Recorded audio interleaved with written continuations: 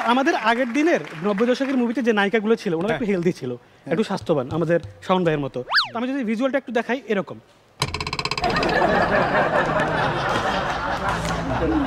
এই জন্য দেখবেন আগের দিনের টিভিগুলো পেছনে অনেক বড়।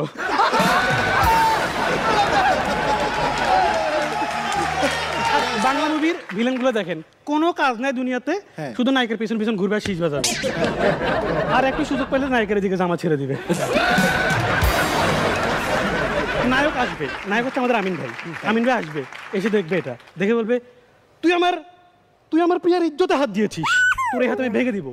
এরপর উনি ফাইট করবে, আমিন ভাই ফাইট করে নায়িকাকে বাঁচাবে। ইন দ্য মিন টাইম সন্ধ্যা হয়ে যাবে, বৃষ্টি নামবে, নায়ক নায়িকা একটা পুরাতন বাড়িতে আটকা পড়বে। একটু আগে যে আমিন